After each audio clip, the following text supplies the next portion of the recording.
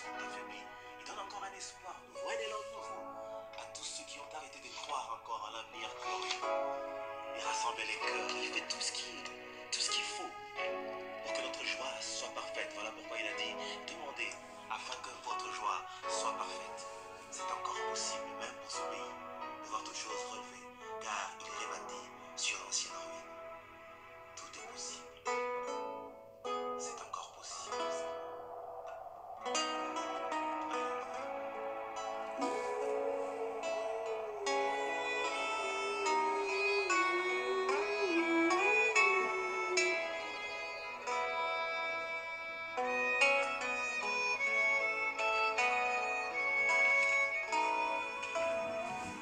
C'est encore possible de vivre la gloire passée, de reprendre force et vie dans la main tachée. C'est possible de voir fleurir l'amour cassé et voir les blessures de nos cœurs séchés. C'est encore possible.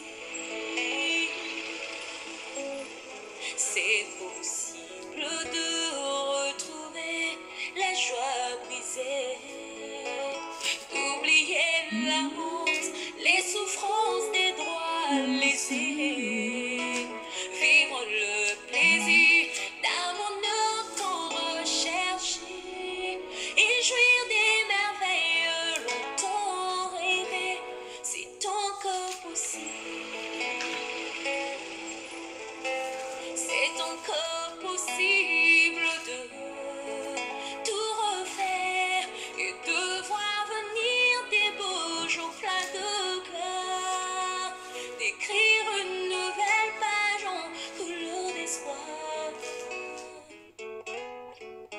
C'est possible de renaître, c'est encore possible d'avoir au-delà de tout ce qu'on a perdu, de bien faire la joie de ceux qu'on a aimés et de vivre sans bonheur. C'est encore possible de relever le défi, d'aller jusqu'au bout, car son amour est infini. Jésus-Christ, Alléluia. agissant Shalom, par son esprit, bien-aimés en Christ. Bienvenue à temps de réflexion biblique. Nous séjournons encore une fois par la grâce du Saint-Esprit. Nous nous retrouvons pour réfléchir sur un thème biblique. À temps de réflexion biblique, c'est un temps de partage, un temps d'édification, un temps de communion avec le Saint-Esprit sur la base de la parole de Dieu. Je suis heureux de vous retrouver après un temps de silence, à temps de réflexion biblique. Merci Seigneur pour ce cantique. Oui, c'est encore possible. Mon frère, ma soeur, sache que c'est encore possible. Avec Dieu, il n'y a plus de retard. Alléluia. Merci Seigneur pour ce cantique.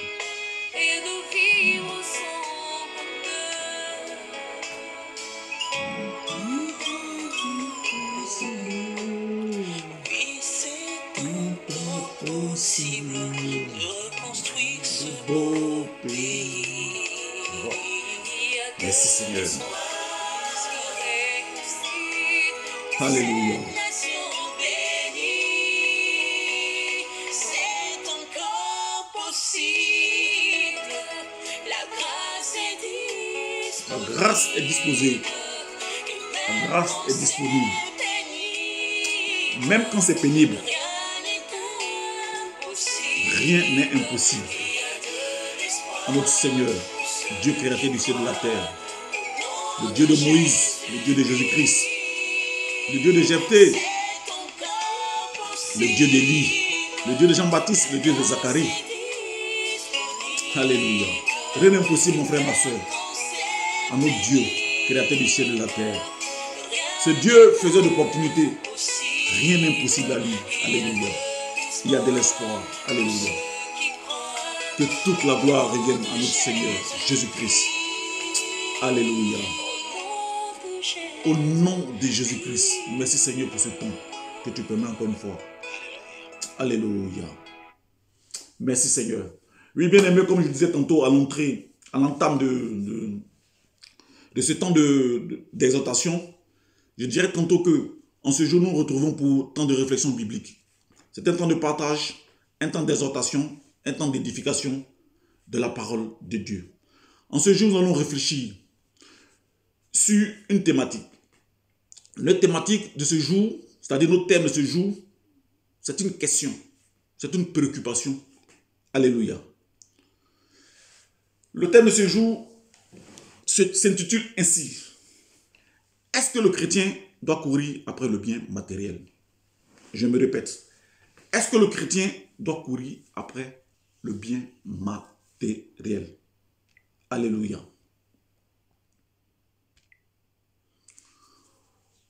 Pour trouver réponse à une telle préoccupation, pour trouver réponse à une telle question, nous allons nous appuyer sur l'expérience d'un homme biblique, sur l'expérience d'un patriarche de la Bible, en la personne d'Isaac, fils d'Abraham, qui est le premier patriarche, Isaac, père de Jacob, Jacob qui est le troisième patriarche de la Bible. Alléluia. C'est précisément en Genèse chapitre 26, du verset 1 au verset 4. Nous allons lire dans la parole de Dieu, nous allons lire le texte, et sur la base des informations que nous donne le texte, nous allons essayer de répondre à notre question. Est-ce que le chrétien doit courir après le bien matériel, ou est-ce que c'est le bien matériel lui-même qui doit courir après le chrétien? Alléluia. Merci Seigneur. Genèse chapitre 26, du verset 1 au verset 4. Dans un premier temps, on va lire du verset 1 au verset 4, et puis après, on va lire au verset 12. Alléluia. Je lis la parole de Dieu. Genèse chapitre 26. Il y eut une famine dans le pays, outre la première, famine qui eut lieu du temps d'Abraham et Isaac, alla vers Abimelech, roi des Philistins, à Guérar. L'Éternel lui apparut et dit, ne descends pas en Égypte, demeure dans le pays que je te dirai. Séjourne dans ce pays-ci, je serai avec toi et je te bénirai, car je donnerai toutes ces contrées à toi et à ta postérité. Et je tiendrai le serment que j'ai fait à Abraham ton père. Je multiplierai ta postérité comme les étoiles du ciel. Je donnerai à ta postérité toutes ces contrées, et toutes les nations de la terre seront bénies en ta postérité. Alléluia. Merci Seigneur pour ce beau message. Alléluia. Bien-aimé, la Bible déclare que Isaac a un projet de voyage. Il voudrait descendre en Égypte, oui, pour aller chercher de la nourriture. Alléluia. Qu'est-ce qu'il fait? Il va vers son tuteur Abimelech, qui est le roi du pays dans lequel il séjourne, pour lui dire que, pour lui faire part de son projet de voyage en Égypte. C'est à ce moment précis que Dieu va apparaître à Isaac et lui donner ses recommandations pour lui dire, ce n'est pas la peine de descendre en Égypte. Alléluia. Comme je le disais à l'introduction, c'est sur la base de ce test-là, on va essayer de voir, est-ce que le chrétien doit courir après le bien matériel? Quand entendons-nous par bien matériel? Le bien matériel, c'est tout ce qui favorise le bien-être d'un individu. Le bien-être moral, le bien-être physiologique, le bien-être physique et même le bien-être spirituel. Alléluia. Car lorsque quelqu'un est à l'aise, lorsque quelqu'un est béni spirituellement, il est à l'aise. Alléluia. Ça, c'est le bien matériel. Que constatons-nous? Nous constatons que à l'origine, Dieu a donné un mandat à la terre. A donné un mandat originel à la terre. Le mandat originel que Dieu donne à la terre, c'est de produire. C'est de mettre à la surface, oui, toutes les bénédictions qui sont enfouies à la terre. La preuve en est que, lorsque nous prenons Genèse lorsque nous lisons le chapitre de Genèse, chapitre 1, les 4 règnes de l'univers sont réunis. Le règne humain, nous les humains, nous sortons de la terre. Le règne végétal, la végétation, tout ce qui est arbre et autres, sort de la terre. Le règne animal sort de la terre. Le règne minéraire, tout ce qui est or, bijoux, phosphate, bauxite, tous ces éléments-là sortent de la terre. Donc, voyons que les 4 règnes humains, oui, sont le produit de la terre. Et c'est Dieu qui donne ce mandat à la terre de produire ces 4 règnes humains. Alléluia. Donc, pour dire quoi? Pour dire que la bénédiction d'un être humain se résume, oui, en la terre. Alléluia. Car tout ce que l'homme a besoin comme bénédiction pour satisfaire, pour assouvir ses besoins, pour satisfaire ses conditions d'être existentielles, relève de la terre. Alléluia. Tout sort de la terre. Tout ce que nous voulons comme bénédiction, tout ce que nous voulons comme épanouissement, oui, en tant qu'individu sur cette terre-là, ça sort de la terre. C'est le mandat que Dieu a donné à la terre, à la base, à l'origine. Alléluia. Mais que constatons-nous dans ce contexte précis?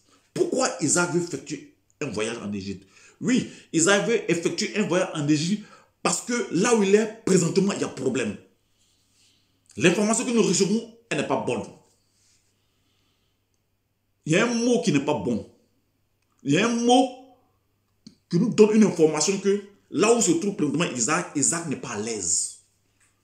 Isaac rencontre des difficultés. C'est le mot famine. Alléluia. Bien-aimé, lorsqu'il y a famine, il y a absence d'eau. Il n'y a pas d'eau. Lorsqu'il y a famine, il y a absence de nourriture. Lorsqu'il y a famine, la terre est stérile. Lorsqu'il y a famine, la terre est sèche. Lorsqu'il y a famine, la terre n'est pas fertile. Lorsqu'il y a famine, la terre ne peut plus produire. C'est-à-dire que la terre perd sa fonction originelle. Le mandat que Dieu avait assigné à la terre ne peut plus répondre à ce mandat. Alléluia. Voici les raisons qui ont poussé Isaac à aller, à vouloir effectuer ce projet de voyage en Égypte, qui d'ailleurs même, a priori, c'est un projet noble. Parce que c'est l'image de quelqu'un qui est responsable. Isaac est un père de famille responsable. Isaac est un père de famille qui se soucie de sa famille. Parce que comme il le disait tantôt, lorsqu'il y a la famine, il y a la difficulté. Lorsqu'il y a la famine, il n'y a pas d'eau. Lorsqu'il y a la famine, il n'y a pas de nourriture. Donc étant un père de famille consciencieux, décide d'aller dans notre pays pour aller chercher de la nourriture afin de satisfaire les conditions d'existence de lui et sa famille. A priori, d'emblée, ce n'est pas un mauvais projet, c'est un bon projet. C'est le symbole d'un père de famille qui est digne. Mais Dieu, dans sa souveraineté, décide qu'Isaac reste dans ce pays-là, malgré la famine. Malgré la stérilité de la terre. Malgré le fait que la terre n'est pas produite. Alléluia. Maintenant, l'intervention de Dieu, la réaction de Dieu, le fait que Isaac apparaît, bien aimé, en ce instant précis, où Isaac prend une décision de vouloir aller en Égypte, va nous amener à évoquer une réalité que le chrétien doit comprendre. À travers la réaction de Dieu, le fait que Dieu vient vers Isaac, le fait que Dieu apparaît à Isaac, bien-aimé, mon frère, ma soeur, toi qui vas écouter ce message, j'ai une révélation pour toi, alléluia. L'intervention de Dieu, alléluia. Je vais te dire que ça va nous amener à parler de quelque chose de très important qui traverse toute la Bible. De Genèse jusqu'à Apocalypse. Ça traverse la Bible. Je vais parler de la logique divine de Dieu. Laisse-moi te dire que lorsqu'il y a la logique de Dieu, lorsqu'on parle de logique, la logique suppose un raisonnement. La logique suppose une explication. La logique suppose une démonstration. Alléluia. Mais ici, je ne parle pas de la logique des hommes. C'est la logique des hommes qui s'explique. C'est la logique des hommes qui veut démontrer. C'est la logique des hommes qui veut argumenter. C'est la logique des hommes qui veut expliquer. Mais la logique de Dieu ne s'explique pas. Alléluia. La logique de Dieu, elle est contraire à la logique des hommes. Alléluia. Car lorsque la logique de Dieu intervient dans la vie d'un individu, c'est le miracle qui se produit dans la vie de cet individu. Alléluia. Donc ça va m'amener à parler de la logique divine de Dieu. Alléluia. La logique divine de Dieu, elle est contraire à la logique des hommes. Alléluia. Parce que la logique des hommes, c'est ce qu'on peut expliquer. La logique des hommes, c'est ce qui est facile d'accès. Alléluia. La logique de Dieu, c'est ce qu'on peut comprendre. Alléluia. La logique de... pardon. On ne peut pas comprendre la logique de Dieu, pardon, mais c'est la logique des hommes qu'on peut comprendre. Alléluia. Maintenant, pour mieux expliquer la logique des choses divines de Dieu, alléluia, nous allons prendre quelques exemples dans la Bible. Amen. 1. La Bible dit que Moïse et le peuple, lorsqu'ils fuient l'Égypte pour aller dans le pays de Canaan, ils vont faire face à un obstacle. Alléluia. L'obstacle de l'eau, la mer Rouge. Alléluia. Il y a obstacle. L'armée égyptienne arrive. Alléluia. Ici, dans la logique des hommes, il va falloir qu'on construise un pont pour que le peuple puisse traverser à travers le pont. Mais Dieu, dans sa logique divine, n'a pas besoin de construire un pont. Alléluia. La Bible dit que Dieu, dans sa logique divine, lorsqu'il y a la logique divine de Dieu, lorsque la logique divine de Dieu opère, c'est que c'est le miracle qui s'opère. Alléluia. Dieu va fendre la mer Rouge. Et le peuple de Dieu va passer. Alléluia. Amen. Ça, c'est le premier exemple. Deuxième exemple. Voici le peuple qui est en plein désert. Le peuple murmure. Le peuple dit qu'il préfère l'Égypte à un moment donné. Puisqu'ils étaient face à l'épreuve. Ils disent en Égypte, au moins, de temps à autre, ils arrivent à manger. Mais la logique humaine aurait voulu que là, Moïse réunisse les femmes parmi le peuple pour préparer soit du gibier. Mais Dieu n'a pas besoin de cette logique. La Bible déclare que Dieu a fait descendre de la manne du ciel. Alléluia. Ça, c'est la logique divine de Dieu. Amen. La logique divine de Dieu ne s'interprète pas. Toi, ma soeur, toi, mon frère, en Christ, toi, véritable chrétien qui as écouté ce message, laisse-moi te dire que lorsque Dieu intervient dans sa vie, lorsque la logique de Dieu décide d'intervenir dans ta vie, il n'a pas besoin de s'appuyer de la logique des hommes pour faire ce qu'il a envie de faire dans ta vie. Alléluia. Troisième exemple. David face à Goliath. De toi à moi qui as écouté ce message, humainement, David ne peut pas frapper Goliath. Ce n'est pas possible. Mais comme il y a la logique de Dieu qui intervient, comme il y a le Saint-Esprit qui est en lui, parce que ce qui est en David est plus fort que Goliath, donc la logique de Dieu est intervenue pour que David puisse combattre Goliath. Alléluia. Parce que si on dit de refaire ce combat-là, on ne pourra pas expliquer comment est-ce que David a pu combattre Goliath. Alléluia. Comme quoi pour dire, on ne peut pas comprendre la logique de Dieu. La logique divine de Dieu, elle est souveraine. Elle fait ce qu'elle veut. Avec qui? Quand elle veut, comment elle veut. Alléluia. Amen.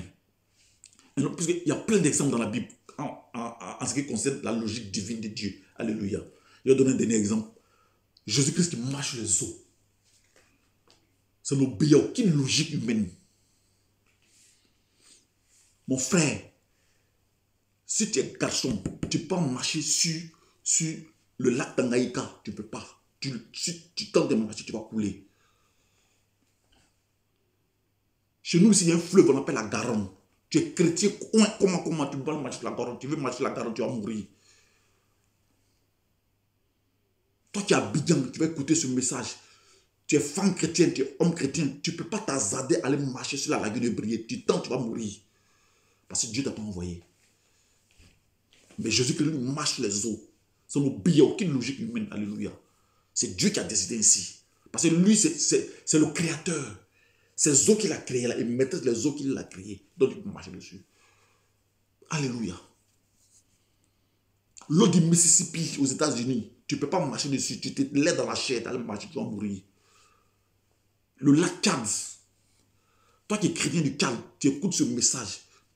Tant que Dieu t'a pas envoyé, tu peux aller marcher sur le lac Tchad. Tu marches sur le lac, tu vas mourir. Le Nil, l'eau du Nil, tu ne peux pas marcher dessus. Tu marches.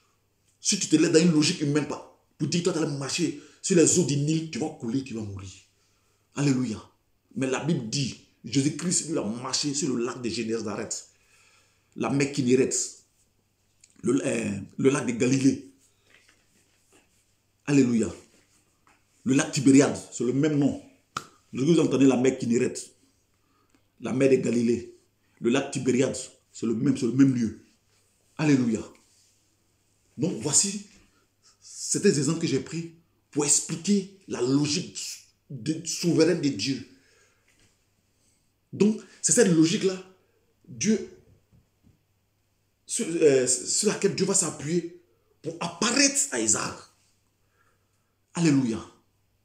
Tout à l'heure, je vous avais dit quoi? Je vous avais dit que le test là, le test qui est soumis de ce jour à notre exhortation, oui, c'est Genèse chapitre 26, verset 1 à 4, et puis après on a lu le 12. Je vais vous lire le 12, le verset 12, pour vous faire comprendre la logique de Dieu, la logique souveraine de Dieu qui relève du miracle. Alléluia. Verset 12. Genèse chapitre 26, verset 12. Excusez-moi, verset 12. Il est écrit que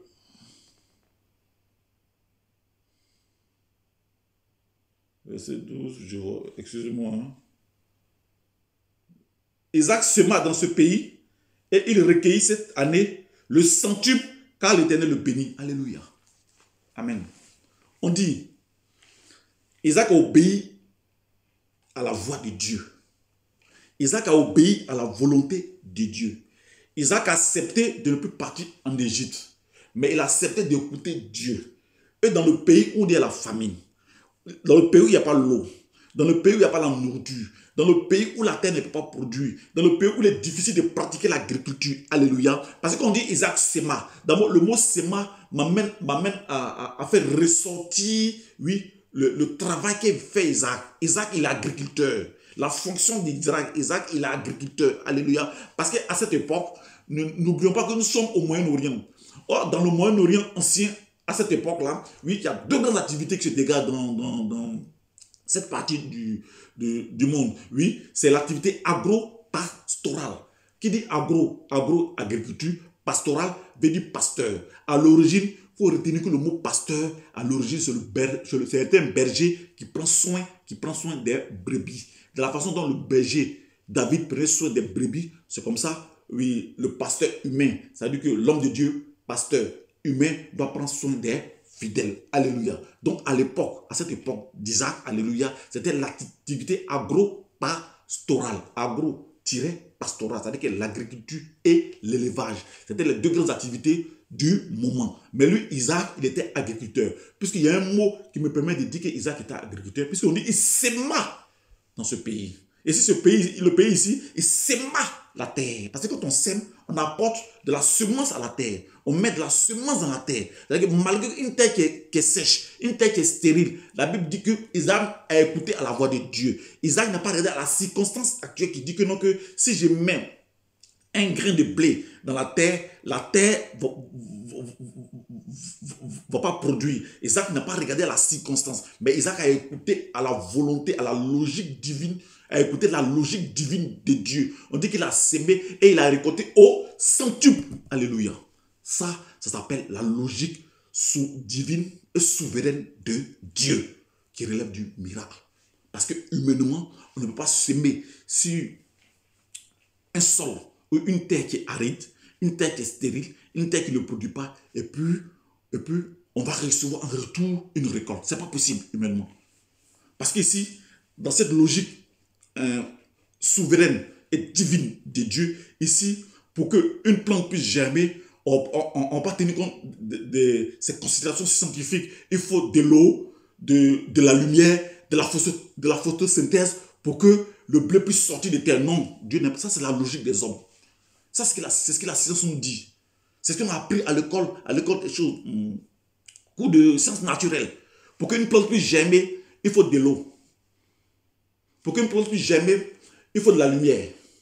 Pour qu'une plante puisse germer, il faut une terre fertile. Pour qu'une plante puisse germer, il faut de la photosynthèse. Ce sont ces éléments réunis qui vont faire que la plante puisse sortir de terre. Mais Dieu n'a pas regardé à cette logique. C'est ça la logique divine et souveraine de Dieu. Alléluia. Et comme il a obéi à la parole, comme il a obéi à cette logique divine et souveraine de Dieu, qui fait ce qu'il veut, quand il veut, avec qui il veut, comme il veut. Comme Isaac a respecté cette logique, alléluia, la Bible dit qu'il y a un miracle qui se produit à Guérar. Alléluia. Sur le territoire de Guérar, sur le pays de Guérar, il y a un miracle qui se produit. Alléluia. On dit qu'il a récolté au centuple. Alléluia. C'est ça la logique divine et souveraine de Dieu qui relève du miracle. Alléluia. Bien-aimé, je viens te faire comprendre que au vu, au su de ce que nous venons d'entendre, à la lecture de ce passage biblique, par rapport à l'expérience de ce patriarche biblique, est-ce que de toi et moi, le chrétien doit courir après le bien matériel? Je dis non. Je répète encore non. Je dis mordicus non. Un véritable chrétien, un chrétien né de nouveau, un chrétien qui a pour père spirituel Jésus-Christ, un chrétien qui dit qu'il est disciple de Jésus-Christ ne doit pas courir après le bien matériel. Alléluia. Pourquoi? Parce que le Dieu qui t'a créé, sur la base de Agé, chapitre 2, verset 8, il dit l'or et l'argent m'appartiennent. Ça, c'est la première raison. De deux, quand il a créé le ciel et la terre, il a donné un mandat aux gens de la terre de produire, de vomir 3 êtres humains des bénédictions. 3. Quand il a fini de créer la terre, si vous avez bien remarqué, parmi les différents règnes qui résument l'univers, le règne humain a été le dernier règne qui a été créé. Après les 3 autres règnes, après le règne végétal, le règne animal, le règne minéraire, c'est le règne humain qui a été le dernier règne qui a été créé. Mais Dieu dit au règne humain de dominer sur toutes choses. Dieu dit au règne humain de dominer le règne végétal. Dieu dit au règne humain de dominer le règne animal. Dieu dit au règne humain de dominer le règne minéraire. Alléluia. C'est pourquoi, aujourd'hui, c'est pourquoi le même Dieu, il dit à Josué, essuie tes larmes. Oui, mon serviteur Moïse est mort. Essuie totalement tes larmes. Lève-toi. Lève-toi. Va accomplir, sur la mission va poursuivre la mission que Moïse avait commencé. C'est pourquoi partout la plante des pieds foulera, tu prends ces lieux en héritage. Cette parole que mon frère, ma soeur, que Dieu a adressée à Jésus, cette parole-là, oui, Dieu te l'adresse aujourd'hui. Cette parole, elle est faite pour toi aussi, mon frère chrétien. Cette parole, elle est faite aussi pour toi, ma soeur chrétienne. Oui, partout où tes pieds fouleront, tu prends ce lieu en héritage. Or, prendre un lieu en héritage, ça veut dire quoi? Ça veut dire que là où tu es, là où Dieu va te positionner, c'est-à-dire que toutes les bénédictions qui sont enfouies dans la terre de ce lieu-là, Dieu dit que ces bénédictions sont à toi, à ta disposition. Alléluia. Donc, sur la base de ces faits, un chrétien, un véritable chrétien ne doit pas courir après le bien matériel. Mais bien au contraire, c'est le bien matériel qui doit courir après le chrétien. Car le Dieu que moi j'ai pris, oui, le Dieu que moi j'ai pris à travers Jésus-Christ, ce Dieu-là, c'est le faiseur d'opportunités. C'est le créateur d'opportunités. Ce Dieu crée les opportunités pour que les bénédictions matérielles courent après moi. Et non, moi, il doit courir après les bénédictions matérielles. Parce que si moi, je dis chrétien, je dis que mon Père spirituel, c'est Jésus-Christ. Je dis que de Dieu que j'ai pris, le médiateur entre ce Dieu et moi, c'est Jésus-Christ. Et que moi, je continue de courir après le bien matériel. C'est que moi, je suis encore un homme du monde. C'est que moi, je ne suis pas encore né de nouveau. Je dis, je suis homme de Dieu. Et puis moi, mon intention, c'est de courir après le bien matériel des fidèles. C'est que moi, je suis encore en stage. C'est que mon stage avec Dieu, ce n'est pas encore fini. C'est que je ne suis pas encore passé dans le feu de l'épreuve. Un homme de Dieu qui a traversé le feu de l'épreuve. Un homme de Dieu qui a connu le ministère privé avec Dieu ne peut pas courir après la bénédiction matérielle d'un fidèle. Ce n'est pas possible. Ce n'est pas possible. Alléluia. Ce n'est pas possible. Alléluia. Bien-aimé, c'est ce que le Saint-Esprit me met à cœur afin que je puisse partager ce message avec toi. Chrétien, arrêtons de courir après les bénédictions, après le bien matériel. Parce que si on prend le temps en train de courir après le bien matériel, entre nous, ceux qu'on appelle ceux du monde, là, il n'y a pas de différence. Il n'y aura pas de différence entre moi et celui que j'appelle païen. Parce que le païen, lui, son onction, sa véritable onction, c'est de courir après les biens matériels. Non. Moi, tout ce que Dieu me demande, c'est mon obéissance. Tout ce que Dieu me demande, c'est de garder la communion avec lui. Alléluia. C'est dans ma communion à travers le jeûne, la prière, la méditation, que Dieu va me créer des opportunités. Et que c'est sur la base de ces opportunités-là que le bien matériel, lui, va courir après nous. Alléluia. Ce n'est pas moi qui dois faire le contraire. Dieu est en train de dire à Isaac ici, ne descends pas en Égypte, ne cours pas après ce bien matériel pour lequel tu t'en vas en Égypte. Le bien matériel, il est là. Il est à ta disposition. Il est à ta portée. Alléluia. La Bible déclare que la mort et la vie sont au pouvoir de nos langues. Quiconque l'aime en mangera les fruits. Alléluia. C'est pour dire quoi? C'est pour dire que tout ce que nous recherchons, alléluia, dans ce monde-là, ça est à notre portée, la langue. Là où tu es présentement, ce message, je ne sais pas à qui ça va arriver. Toi qui vas écouter ce message, je déclare que la terre sur laquelle tes deux pieds se trouvent, les bénédictions qui sont sur cette terre-là, oui, sont apportées dans le nom de Jésus-Christ de Nazareth. Alléluia. Amen. Donc, ce n'est pas la peine de lorgner le bien matériel de ton voisin, bien-aimé en Christ. Ce n'est pas la peine de jalouser, oui, le bien matériel de ta voisine, bien-aimé en Christ. Alléluia. Ce n'est pas la peine de lorgner les bénédictions de ton frère. Alléluia. Ce n'est pas la peine de lorgner les bénédictions de ton oncle. Alléluia. Ce n'est pas la peine de lorgner les bénédictions de ta tante. Alléluia. Oui. Car toi aussi, Dieu, oui, te donne l'opportunité. Alléluia. Oui, de rentrer dans la bénédiction. Alléluia. C'est de proclamer. Alléluia. C'est de libérer la parole. Alléluia. Amen. Laisse-moi te dire une chose. La Bible déclare que lorsque Jacob quittait sa famille, c'était dans un contexte d'hostilité. Il fuyait sa famille. Il fuyait la colère de son frère Ésaü. On dit qu'il allait se réfugier auprès de son oncle Laban. Laban à Padan Aram. Alléluia. Laban qui est son oncle, oui, du côté de sa mère, oui, qui devient du coup son tuteur. La Bible déclare que Jacob sera au service de Laban pendant 20 ans. Mais de vous à moi, lorsque Jacob fuyait sa famille, alléluia, amen, Jacob est parti dans sa fuite là, il est parti les mains vides. Même la Bible déclare que 20 ans après, lorsque Jacob retourne à la terre de ses ancêtres, il était chargé de bénédictions au plan humain. Il a fait ses enfants qui sont des bénédictions, alléluia.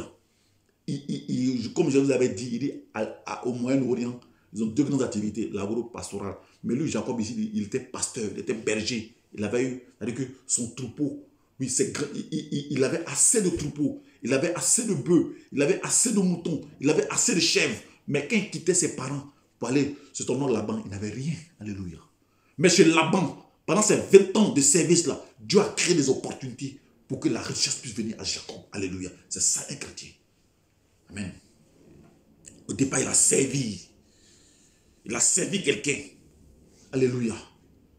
Mais la bénédiction de Dieu, alléluia, amen, c'est pas le fait de jalouser l'autre. Alléluia.